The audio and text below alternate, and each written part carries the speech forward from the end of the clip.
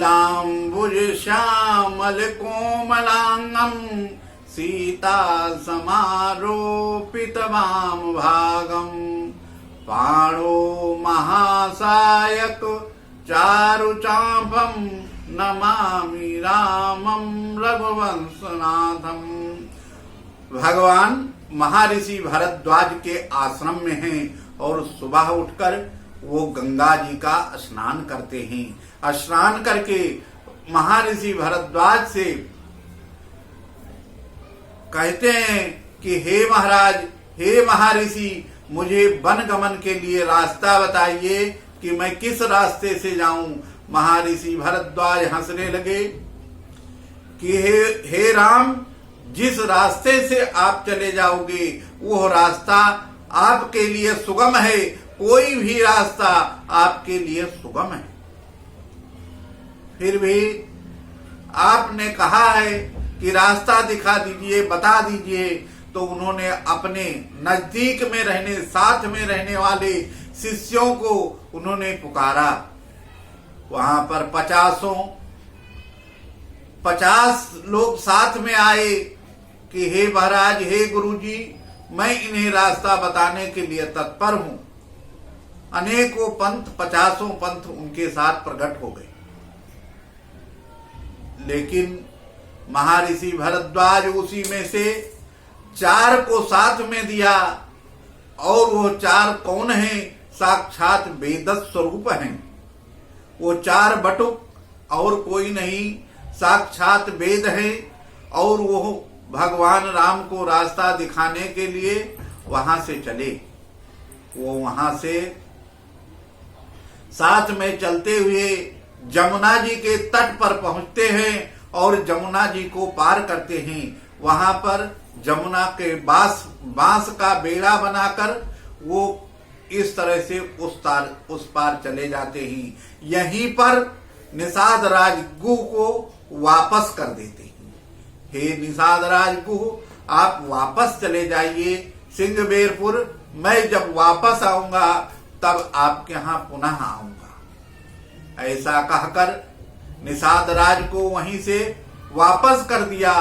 जमुना जी के दक्षिणी छोर पर राम, लक्ष्मण और सीता आगे आगे राम चलते हैं।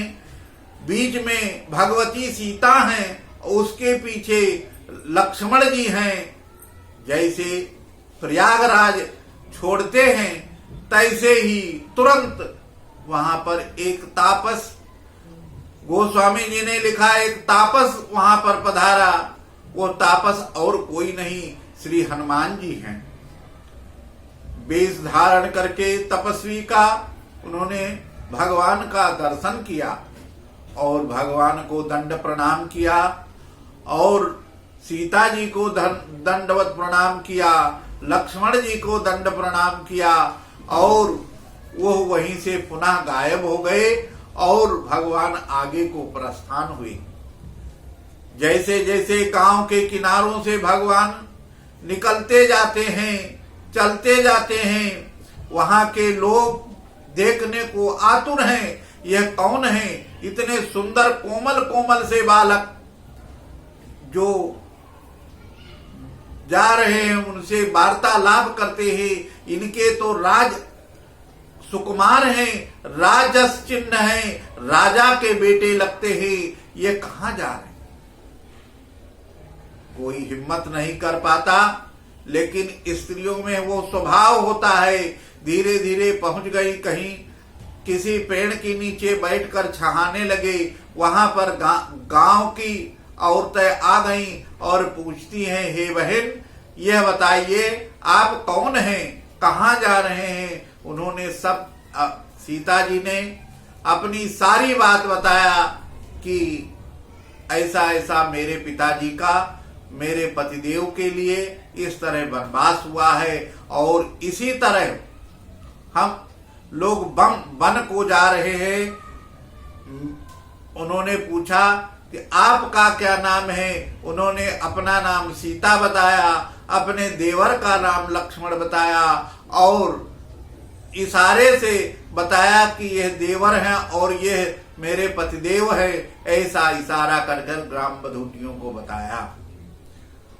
और फिर भी उनके पीछे पीछे चलते हुए, साथ में चलते हुए भगवान चित्रकूट पहुंच जाते हैं।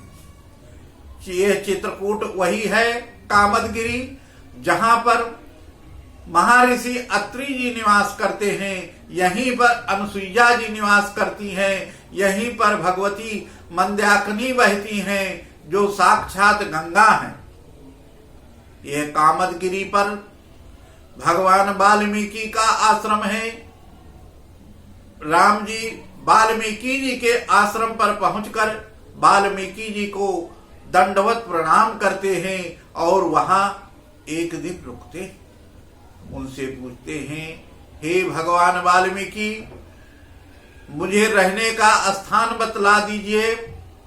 उस समय वाल्मीकि जी हंसने लगते हैं, मुस्कुराते हैं और कहते हैं, हे राम, आप कहां नहीं हो जिस जगह मैं बताऊं कि आप निवास करो। फिर भगवान वाल्मीकि ने वो 14 स्थान बताए हैं कि इस जगह निवास करो, और वो 14 एक एक करके बताना के लिए इतना विस्तार नहीं करना कहता हूं, और उस जगह बताया वाल्मीकि जी।